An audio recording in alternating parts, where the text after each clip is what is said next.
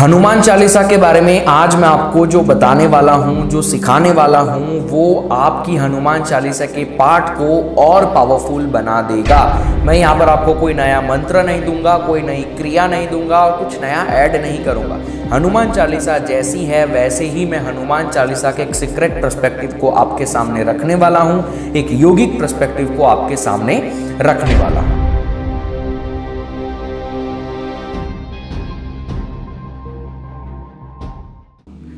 मैं यहाँ पर हनुमान चालीसा समझाने भी नहीं बैठूंगा लाइन बाय लाइन, मैं केवल हनुमान चालीसा का जो स्ट्रक्चर है उसे समझाऊंगा। इसके लिए आपको ये पता होना चाहिए कि हनुमान चालीसा की रचना कैसे हुई।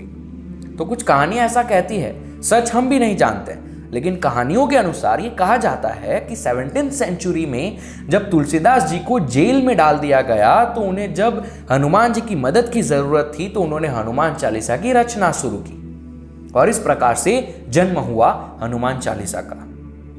लेकिन हनुमान चालीसा केवल 40 चौपाई है। जय हनुमान ज्ञान गुण सागर से लेकर तुलसीदास सदा हरि चेरा कीजे नाथ हृदय महादेरा, यहां तक ये केवल हनुमान चालीसा है। लेकिन स्टार्टिंग में जो दोहा आता है, श्री गुरु चरण सरोज रजनी जमन मुकुर सुधारी, और जो अंत में आता है पवन तनय संकट हरण मंगल मूर्ति रूप, तो ये जो स्टार्टिंग और एंड का दोहा है ये हनुमान चालीसा का भाग नहीं है। ये एक ऐसी टेक्नोलॉजी है जो आपके सराउंडिंग में एनर्जी इन्वोक करती है।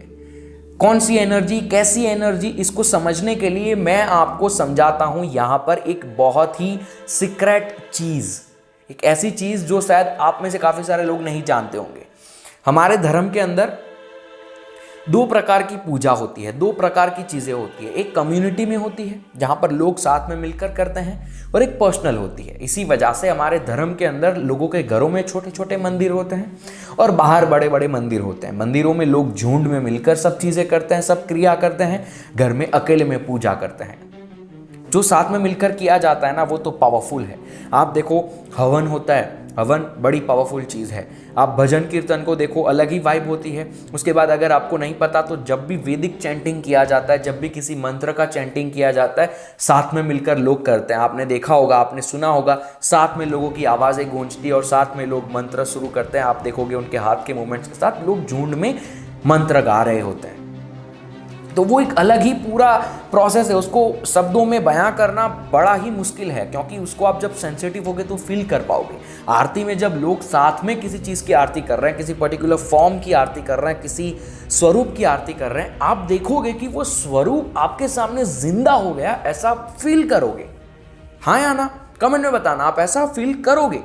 और सबसे ज़्यादा ये चीज़ तब फील की जाती है जब गणेश चतुर्थी होती है, गणपति जी का आगमन होता है और लोग झुंड में गणपति जी के लिए बहुत सारी चीज़ें करते हैं। तब आप देखना, अगर सेंसिटिविटी से आप फील करोगे, आप देखोगे कि जो गणेश जी का स्वरूप है वो स्वरूप साक्षात आपके सामने आ चुका है। वो एनर्जी साक्षात आपको फील होना शुरू होगी। तो वो तो एक पर्सनल नहीं, वो तो एक कम्युनिटी में जो पूजा की जाती है उसकी बात मैंने की, लेकिन ये टॉपिक उसका नहीं है। मैंने बस आपको समझाने के लिए बताया।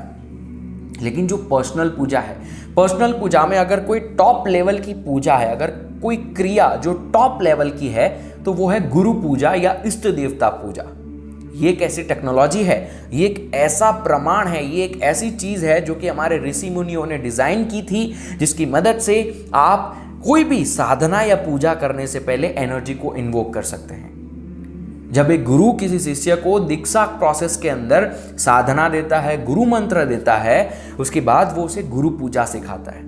क्यों? क्योंकि गुरु सब शिष्यों के पास नहीं पहुंच सकता है, लेकिन एक पर्टिकुलर तरीका है जिसे गुरु पूजा कहा जाता है। इसकी मदद से जब आप साधना करने वाले हैं, जब आप गुरु मंत्र का पाठ करने वाले हैं, उसके पहले गुरु पूजा का पाठ करते हैं, गुरु पूजा क्रिया आप करते हैं, जहां पर गुरु की शक्तियों को इन्वोक किया जाता है, जो आपकी साधना में, आपके गुरु मंत्र के पाठ में आपको अलग प्रकार से सुविधा उपलब्ध कराती है। आप गुरु की एनर्जी को साक्षात आपके रूम में महसूस कर सकते हैं। यह है गुरु पूजा। ये आप तब तक एक्सपीरियंस नहीं कर पाएंगे जब तक आपने गुरु पूजा को किया नहीं है। और गुरु पूजा एक गुरु के आने के बाद ही आप कर सकते हैं, या फिर आप इष्ट देवता के लिए पूजा कर सकते हैं। इष्ट देवता की पूजा के लिए मैं आपको आगे आने वाले समय में इनिशिएट करूंगा। लेकिन इस चीज को समझिए, गुरु पूजा गुरु पूजा के अंदर एनर्जी को इन्वोक किया जाता है। गुरु पूजा की कुछ पंक्तियां मैं आपको सुनाऊं ताकि आपको समझ में आएगा। गुरु पूजा के अंदर ये पंक्तियां हैं, श्रीफलम समर्पयामि श्री गुरु चरण कमलेभ्यो नमः, धूपम समर्पयामि श्री गुरु चरण कमलेभ्यो नमः। हम सब ने ये सुना है, गुरुर ब्रह्मा गुरुर विष्णु गुरुर्देवो महेश्वरः। हम सब ने सुना है, बचपन से हम गाते हुए आए। ये भी गुरु पूजा का एक भाग है, लेकिन ये पूरी गुरु पूजा नहीं है, बस गुरु पूजा का एक भाग है। लेकिन आप यहां पर देखिए, गुरु पूजा में आप देखना, श्री गुरु चरण कमलेभ्यो नमः। उसी प्रकार से हनुमान चालीसा का जो स्टार्टिंग का दोहा है वो कैसे शुरू होता है, श्री गुरु चरण सरोज रज। तो ये जो दोहा है ये गुरु पूजा की तरह ही एक इन्वोकेशन है उस एनर्जी का, जो कि आपकी हनुमान चालीसा के पाठ में आपकी सहायता करता है। अगर आप इस दोहे को समझोगे, मैं डिस्क्रिप्शन में इस दोहे का जो ट्रांसलेशन है वो आपको दे दूंगा, आप उसे पढ़ लीजिए। उस दोहे का मतलब आपको पता होना चाहिए, और वो दोहे का मतलब अगर आप अपने दिमाग में रखेंगे, आपके स्मरण में रखेंगे और उसके बाद उस दोहे का पाठ करेंगे, आपकी वो शरणागति वो इंटेंसिफाई हो जाएगी और आप आपकी हनुमान चालीसा के पहले एक पर्टिकुलर एनर्जी को इन्वोक करेंगे। ये दोहा खुद ये कहता है कि मैं गुरु के चरणों में नमन करता हूं, अगर मुझसे कोई गलतियां हो जाए या फिर कोई इम्प्योरिटीज हो जाए तो उसे नेग्लेक्ट कर देना।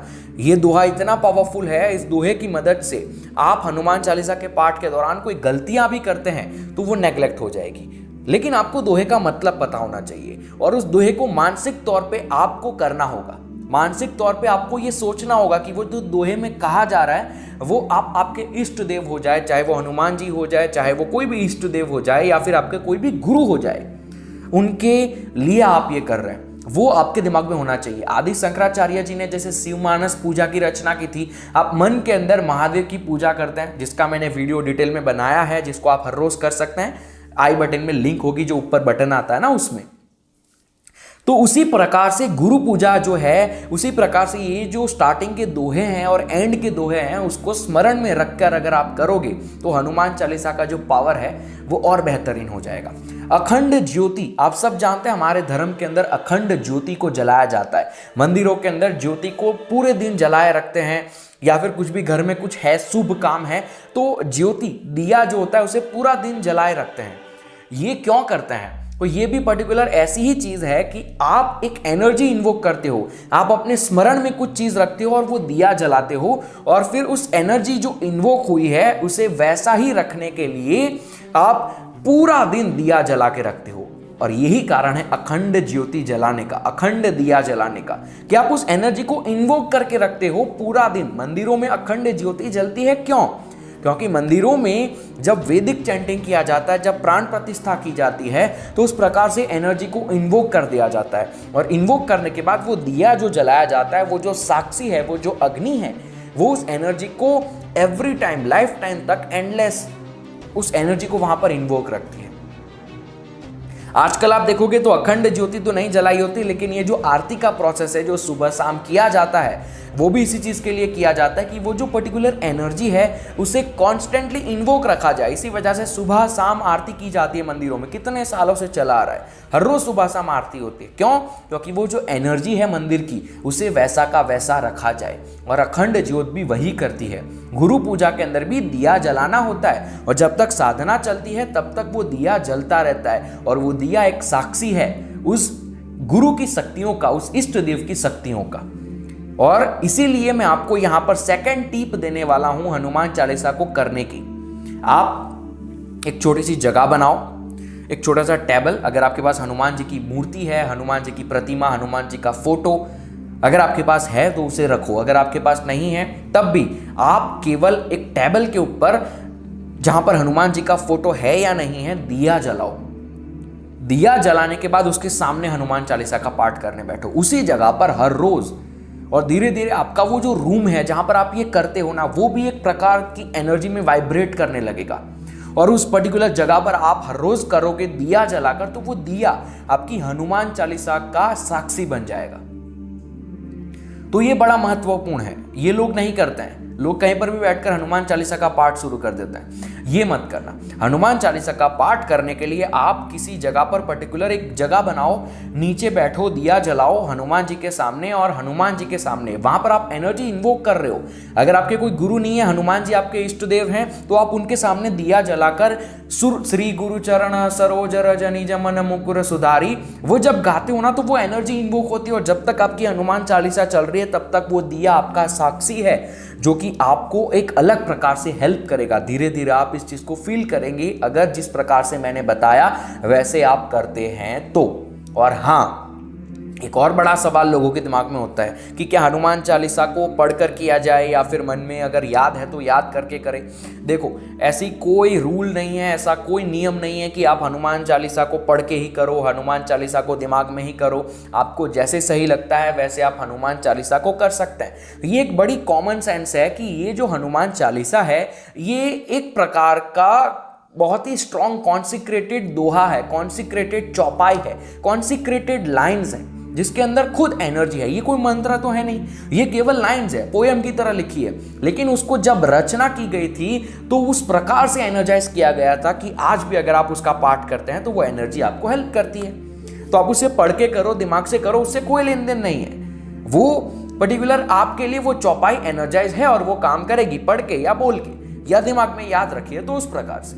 तो ऐसा कोई नियम नहीं है, आप अपने हिसाब से कर सकते हैं। कोई टाइम पे करना है, फिक्स टाइम है, फिक्स टाइम पे करो, बेहतरीन है। अगर नहीं हो पाता तब भी दिन में कभी भी करो, लेकिन जहां मैंने जगह जैसे बताई वैसे करो। जगह पे बैठकर हनुमान चालीसा का पाठ करो। ये नहीं है कि आप कहीं पर भी शुरू हो जाओ, नहीं। लोग आजकल ये करते हैं, हनुमान चालीसा बस में जा रहे हैं, स्कूल जा रहे हैं, कॉलेज जा रहे हैं, सुन रहे हैं। अगर आप सुन रहे हैं प्रॉपर वे में, ठीक है, तो सुनिए। एंटरटेनमेंट के लिए सुन रहे हैं या फिर टाइम पास करने के लिए सुन रहे हैं, भजन सुनना है सुबह सुबह इसलिए सुन रहे हैं, परफेक्ट। लेकिन हनुमान चालीसा का जो पाठ है वो अगर आप बस में बैठकर कर रहे हैं कान में लगाकर झुंड के साथ, तो वो काम नहीं करेगा। आप हनुमान चालीसा का कोई लाभ नहीं ले पाएंगे। हनुमान चालीसा का लाभ तब आएगा जब आप पर्टिकुलर टाइम निकालकर अखंड ज्योति या फिर एक ज्योति जलाएंगे आपके सामने और श्री गुरु चरण सरोज रज ये जो दोहा है उसका स्मरण करेंगे और उसके बाद हनुमान चालीसा का पाठ करेंगे। आप इसे करके देखिए और आप खुद महसूस कर पाएंगे। जब बात आती है वुमेन्स की, तो मैं वुमेन्स को भी एक सीक्रेट चीज़ बताना चाहता हूँ। ये बड़ी मुश्किल है लोगों के लिए करना, लोग इसको मानते नहीं हैं, लोग इसको कर नहीं पाते हैं। लेकिन अगर आप वुमेन्स हैं तो आप हनुमान चालीसा का पाठ कभी भी कर सकते हैं। ऐसा ज़रूरी नहीं है कि आप पीरियड्स में तो हनुमान चालीसा नहीं कर सकते हैं। आप चाहें तो आप हनुमान चालीसा का पाठ 365 डेज कर सकते हैं। लेकिन इस चीज़ को दिमाग में रखना कि एक महिला होने के नाते हनुमान जी को पूजने का सबसे बेहतरीन तरीका है कि आप हनुमान जी को अपना पुत्र मानो। क्यों? क्योंकि हम सब जानते हैं हनुमान जी ब्रह्मचार्य थे और हनुमान जी इन सारी चीज़ों से, जो रिलेशंस हैं वाइफ हस्बैंड के, उन सारी चीज़ों से दूर थे, ठीक है। लेकिन हनुमान जी का जन्म अंजनी उनकी माँ की कोख से हुआ था और वही एक ऐसी महिला थी जिनके साथ हनुमान जी का संबंध था एक माँ के तौर पे। और तंत्र के अंदर हनुमान जी की अगर आप पूजा करते हैं, हनुमान चालीसा करते हैं, तो अगर आप अपने दिमाग में ये प्रैक्टिस लेकर आएंगे कि आप हनुमान जी को अपने पुत्र की तरह पूज रहे हैं। महिलाओं के लिए बता रहा हूँ, कुछ लोग नहीं मानते, कुछ लोग ये कहेंगे कि हनुमान जी भगवान है, उनको मैं कैसे पुत्र मान लूँ। लेकिन ये बड़ा ही पावरफुल तरीका है हनुमान जी की पूजा करने का, तांत्रिक तरीके से मैं बता रहा हूँ, जो कि हम सब कर सकते हैं। अगर आप ये करो तो आपके लिए बेनिफिशियल होगा। लेकिन यथा इच्छति तथा कुरु, आपके ऊपर निर्भर करता है। लेकिन मैंने आपको एक अच्छा तरीका बताया हनुमान चालीसा का पाठ करने के लिए, अगर आप एक महिला हैं तो इस चीज़ का ध्यान रखिए। अगर आप वीडियो अंत तक देख रहे हैं, मुझे कमेंट सेक्शन में जाकर ये बताइए कि क्या आप वीडियो को अंत तक देख रहे हैं और क्या आपको हनुमान चालीसा याद है पूरी और आप हर रोज़ हनुमान चालीसा का पाठ करते हैं। इतनी चीज़ों का जवाब दीजिए और बस वीडियो को लाइक करिए और लोगों को तो शेयर करिए, तो लोगों को भी ये ज्ञान मिले। आपके घर परिवार में लोगों को बताइए ये वीडियो, ताकि वो भी समझ पाइए कि योगिक पर्सपेक्टिव हनुमान चालीसा का। फिलहाल वीडियो के लिए इतना ही। यथा इच्छति तथा कुरु। नमस्कारम।